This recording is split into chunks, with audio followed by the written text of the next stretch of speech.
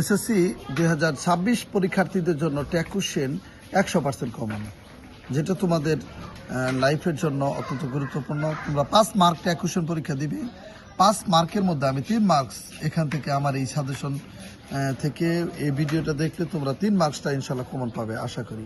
এটা 5 নঙে থাকবে tag question. 2026 SSC পরীক্ষার্থী যারা রয়েছে 5 নঙে ফলো করবে এবং এই হুবহু এই বাক্যগুলো তোমরা পড়ে যাবে এবং এই রিলেটেড মনে রাখবে, এই রিলেটেড বাক্যগুলো তোমরা যদি আসে তোমরা অবশ্যই দিবে। এখান থেকে 3 মার্কস কমন পড়বে। আর 2 মার্ক যেগুলো আছে আমি ডিফিকাল্ট যেগুলো আসলে ক্রিটিক্যাল বিষয় সেগুলোর উপরেই আমি একটি সাজেশন করেছি এসএসসি 2026-এর জন্য।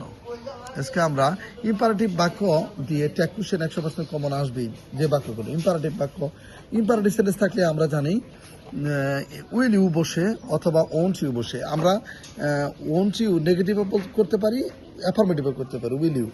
তাহলে এখানে যদি কোনো স্টুডেন্টস উইল ইউ বসা ভুল হবে না, যদি কেউ ওন্ট ইউ বসা তাও ভুল হবে না। যদিও বাক্যটা নেগেটিভ কিংবা অ্যাফার্মেটিভ থাকুক না কেন সমস্যা নেই।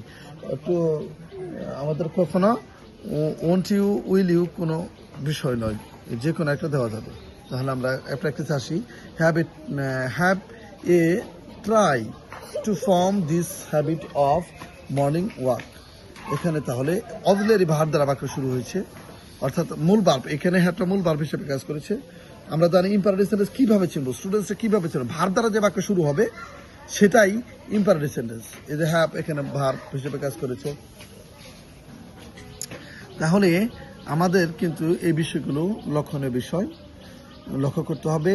ভার্ব দ্বারা যে বাক্য শুরু সেটা imperative sentence. Don't forget me, আমাকে ভুলে যেও না। তাহলে এখানে ডোন্ট অক্সিলারি ভার্ব দ্বারা শুরু হয়েছে। অক্সিলারি ভার্বের পরে খেয়াল করতে মূল ভার্ব আছে কিনা, তবেই ইম্পারেটিভ সেন্টেন্স। তাহলে ডোন্ট ফরগেট মি, আমাকে ভুলে যেও না। এটা উইল ইউ, এই যে উইল ইউ বসিয়েছি। হেল্প দ্য হেল্পলেস, অসহায়দের সাহায্য করো, ওন্ট ইউ বসিয়েছি। তারপর ওপেন দ্য ডোর, দরজাটি খুলো, উইল ইউ বসিয়েছি। অ্যাভয়েড দ্য ইমমডেস্ট কম্পেনিয়ন্স, অর্থাৎ অভদ্র সঙ্গীদের এড়িয়ে যাও, উইল ইউ। এখানে অ্যাভয়েডটা মূল ভার্ব। এই বাক্যগুলো পড়লে তোমরা অবশ্যই কমন পাবে। তারপরে এবার আমরা চলে আসি ইম্পারেটিভ সেন্টেন্সে লেট যুক্ত বাক্য দিয়ে। লেট এর পরে অ্যাপোস্ট্রোফ কমা এস রয়েছে, লেটস ডু দ্য ওয়ার্ক।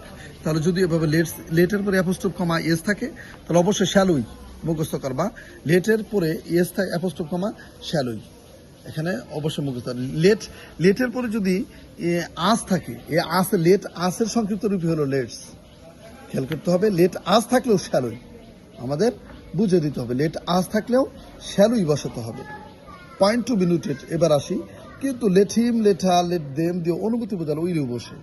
এগুলো যদি থাকে অনুমতি অর্থ প্রকাশ হয়। Let them do the work, চলো তাদের সাথে কাজটি করি। এখানে তাহলে let them, let him, let her do the work, তাহলে উইল ইউ বসিয়েছি আমি এখানে। এবার আসি আমরা আরেকটি বাক্যে, who forgets this memories. Who forgets, কে ভুলে এই স্মৃতিগুলো, কে স্মৃতিগুলো ভুলে। তাহলে এখানে এই ধরনের বাক্য যদি আসে স্টুডেন্টসরা কিন্তু কনফিউজড হয়ে যাবে, কি বসাবো আমি, সাবজেক্ট কি বসাবো।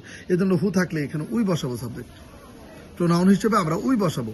ভার্বের সঙ্গে এস আছে, ডাস হওয়ার কথা ছিল, ডাজেন্ট উই হওয়ার। যখন সাবজেক্টে উই বসেছে তখন কিন্তু ডাস হবে না, ডোন্ট হবে, ডোন্ট উই, তখন কিন্তু ডোন্ট উই হবে। Every one is nostalgic in life, এখানে কিন্তু ইজ এখানে বসাইতাম আমরা। বসানোর পর সাবজেক্ট এভরি ওয়ানের প্রোনাউন এভরিবডি, এভরি ওয়ান, নান, অল এগুলো যদি থাকে এদের প্রোনাউন দে বসে। তাহলে এখানে দে বসেছে, তাহলে এই এভরি ওয়ানের পরিবর্তে দে, আরেন্ট দে। এখানে তাহলে ইস এর পরিবর্তে আরেন্ট হয়েছে, কেন সাবজেক্টটা দে হয়েছে। এই জন্যে সাবজেক্ট যদি প্লুরাল হয় অবশ্যই ইস বসবে না, আরই বসাতে হবে, যদিও বাকি ইস রয়েছে। এটা কিন্তু অত্যন্ত ইম্পর্টেন্ট, এই দুইটি বাক্য খুব মোস্ট ইম্পর্টেন্ট, আসার মতো পরীক্ষা। এগুলো আসতে স্টুডেন্টসরা ভুল করাটাই স্বাভাবিক, এই সঠিক নিয়ম ব্যাখ্যা জানে না। এই জন্যে নাথিং ইজ সার্টেইন, এখানে নাথিং নেগেটিভ শব্দ, তাহলে এখানে আর ইজের উপর নট দিব না। যদি নট না থাকে তাহলে দিতে হবে, থাকলে দেওয়া যাবে না। তাহলে এখানে নট রয়েছে, নাথিং শব্দের নেগেটিভ অর্থ প্রকাশ করেছে। তাহলে ইজ ইট বসালাম। নাথিং ইজ সার্টেইন, একই নিয়ম।